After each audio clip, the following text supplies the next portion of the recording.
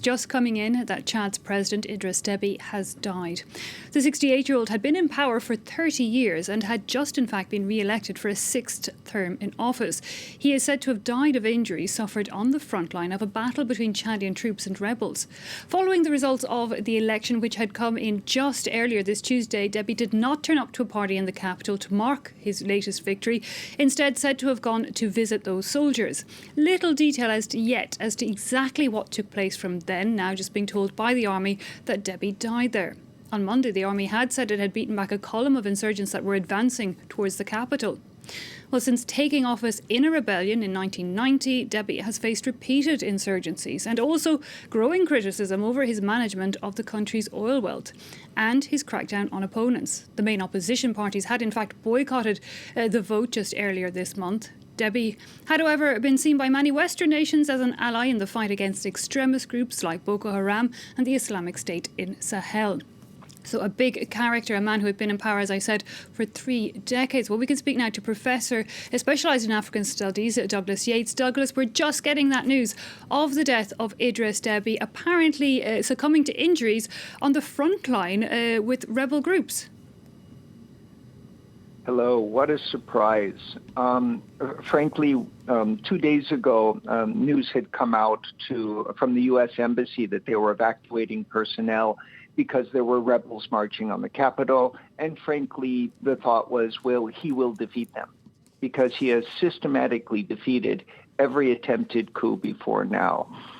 He was not a great Democrat. He was in his 6th term, but he was a real soldier. And in some ways, this was a worthy death for him.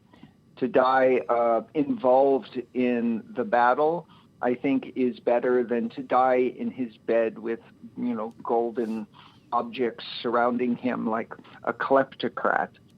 So it's a mixed day for his obituary. One thing's certain, France has just lost one of its key allies in the region. Indeed, many Western nations seeing Deby as an ally, and we'll talk about that in a minute. But you mentioned it there. Deby had faced insurgencies before. It did, though, look like the violence was growing exponentially in recent months. Can you tell us a bit more about the context of how this has happened in Chad? Yeah, so they say there's an expression in Chad that the coup always comes from the east. Deby himself came from the east, from the Zagawa people, who also are the people of Darfur. And there's been a simmering problem in the eastern region with members of his own group. This is the most warlike group, the group who has staged successive coups d'etats. These are soldiers. When you see Chadian troops, they're like 6'4", 6'5". They run straight into machine gun fire and they take the mountains. They're brave, warlike people. And among his own people, there was a feeling that he was not distributing the oil wealth to them. Frankly, there's probably not enough oil wealth really to go around to everyone. But basically, there were people who were unhappy, who felt like they were not getting their share. And that's been a repeated pattern in attempted coups.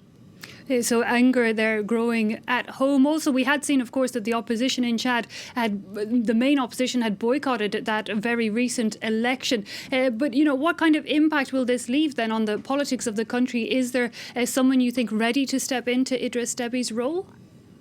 No, because he's been in power so long and eliminating any rivals and imprisoning his democratic opposition.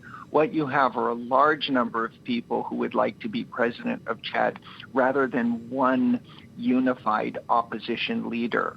So expect things to get messy during the transition. Like Napoleon had said, after me, the flood, and certainly after Idriss Deby, the flood. Indeed, especially when it's so sudden as well. Now, you mentioned there that he was seen as a key ally of France, indeed internationally seen somewhat as a weapon against insurgent groups. Can you tell me a bit more about the role that Deby played on that front and where that may leave it now? Oh, yes. Yeah. So Chad is really in the center of Africa. So on the west at Lake Chad, Deby was involved in the battle against Boko Haram, which we usually associate with Cameroon and Nigeria. on the south, Deby was involved in the battle in Central Africa, where France and the UN have had interventions and a peacekeeping mission, and the war is booming up.